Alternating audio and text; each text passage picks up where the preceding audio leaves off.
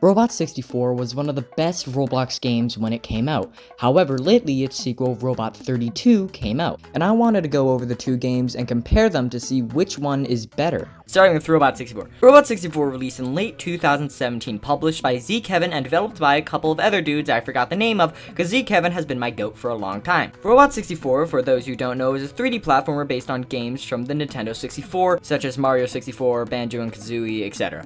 The game has to do parkour, fun interactions, and even more parkour. The story of the game is simple. You play as Bebo, a robot designed by Dr. Smart, and your objective is to destroy the sun. Why? Your creator says it will destroy everything one day, which, yeah, true. How? Collecting ice cream to shoot at the sun to cool it to death. There are 7 worlds you have to go through, 2 more with DLC, which I'm going to talk about, and rank. Turtle Tops is a pretty good introduction to the game, with pretty simple objectives to get ice creams. Enemies are standard as you'd expect. You do get to use the jetpack at this point of the game, which I think is cool, and isn't used much throughout the game, especially with how heavily it's advertised. Overall, great introduction, but the theming is kind of just the Grasslands vibe every platformer ever has. I'd gotta give it a 7 out of 10, simply because there's just not much going on around the whole map, and most of the things are pretty standard. It just, hey, here's an introduction to this, and yeah. Nodi's Resort also introduces the skateboard, new enemies with the guards, and the first boss fight. The objectives are somewhat more difficult, with scoring over 9,000 points with the skateboard in less than a minute, feeding a black hole, and getting all the guards in the water. The boss fight is kind of simple as well, having to just ground pound on Nodi when he's in the middle. Overall, I really liked Nodi's Resort, and it's truly the most iconic map from the game. So iconic that it even got a collab in Tower Heroes. Now, this collab introduced the Bebo hero, as well as a bunch of other stuff. This is just my excuse to talk about Tower Heroes, by the way. Anyway, gotta give Nodi's Resort a crisp 9 out of 10. It's good. Candy Aquarium, I don't like it. Sure, the portal ice creams are pretty fun and challenging, but it's not very good visually, as it's just pretty dark and it looks bad. Objectives are either too easy or how the hell was I supposed to see that egg? It's so dark. The enemies are kind of cool, but there isn't anything new about them. It's just a little hermit crab that you spin on and it dies. Beating up Job is the highlight of the entire world, but even then it's pretty easy. Kind of memorable, but not really in a good way. 5 out of 10. Hecklands, the second boss fight in the game, and it's far better. Once again using the skateboard, but this time it's far more explored, being able to move on the lava. While the objectives aren't as memorable, they're still pretty cool, like the longest jump and the portal ones yet again. For the boss, you fight the Heck Lord, who's aware of what you've been up to, and he thinks your idea is stupid.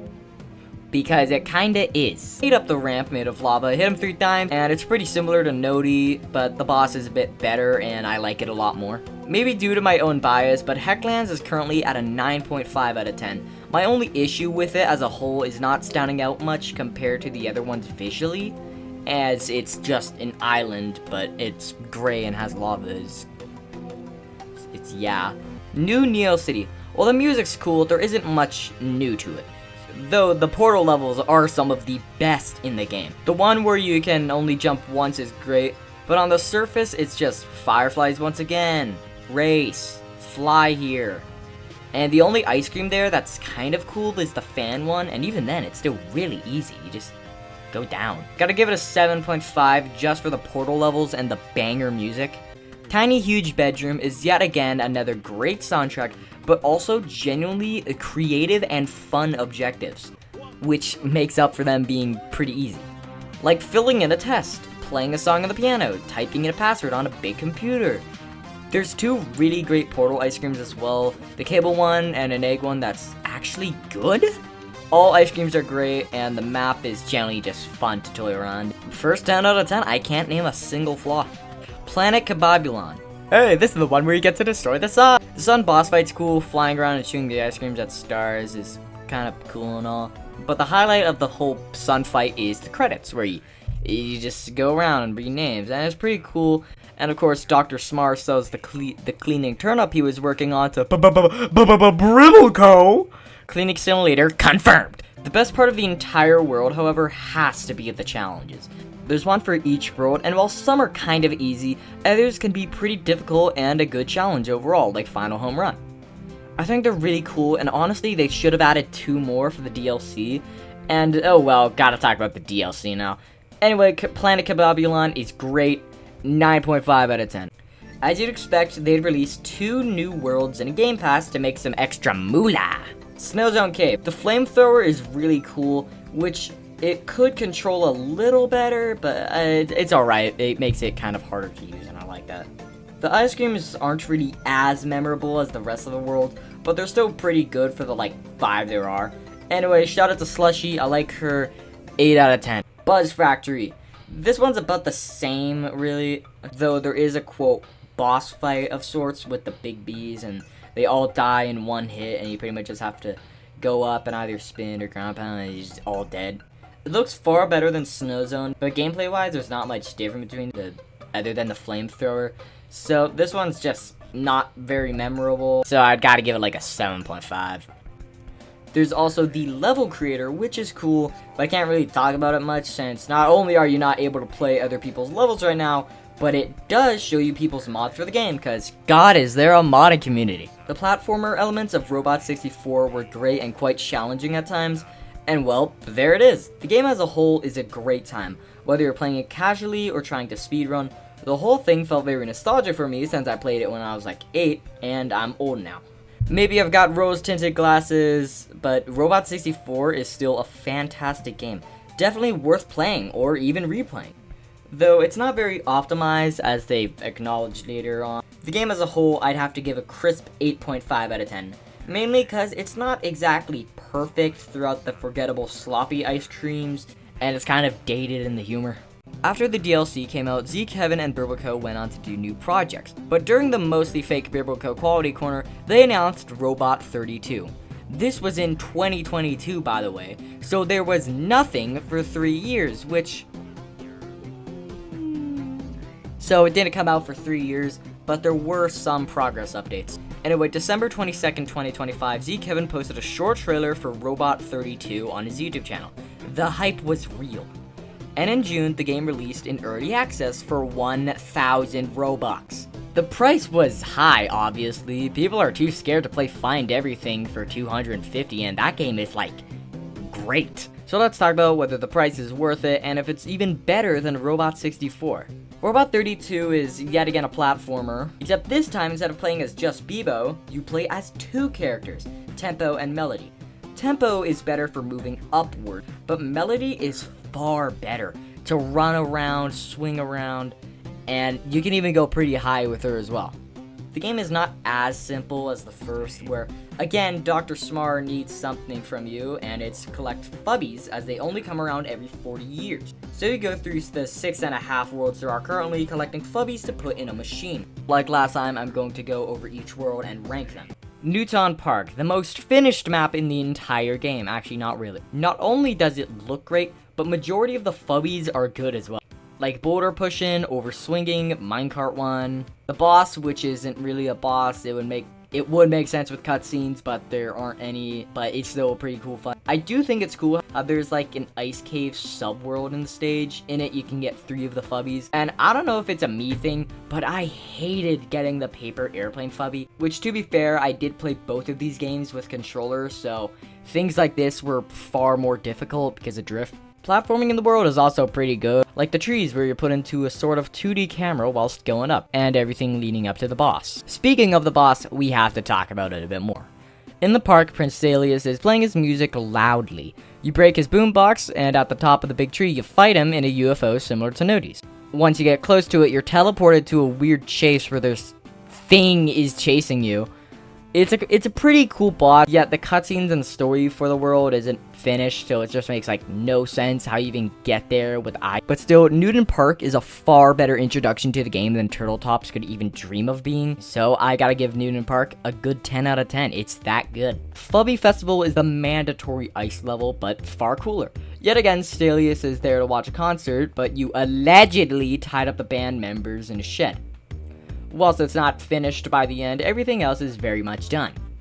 Some of the Fubbies are genuinely creative and kind of fun, like making a snowman and getting the keys with a cannon. The music is, as per usual, a banger, and I enjoyed this map a lot, though it's not very difficult. Closest it could be compared to is Nodi's Resort, and I think it's far better. 9 out of 10. The next map will bring down the game's total score a lot, and it's Pittsburgh. The whole idea with this world is that you collect money and buy the fubbies. Now, while it didn't cost a whole lot when the game first came out, you could get it done in maybe 20 minutes. You had to get maybe about 500 max the first time. But in a recent update, they made it so to complete Pittsburgh, you have to get over 1,000. It's grindy, it's tedious, and it will scare away non-dedicated players when the full release comes out. So they need to make more money spawn around the map. And if it's not a lot that they increase the spawns by, make the fubbies cost less. Map itself looks kind of cool, and the money idea is kind of decent. It's just not very well executed at the moment. Genuinely hate this world so much just because of how grindy it is.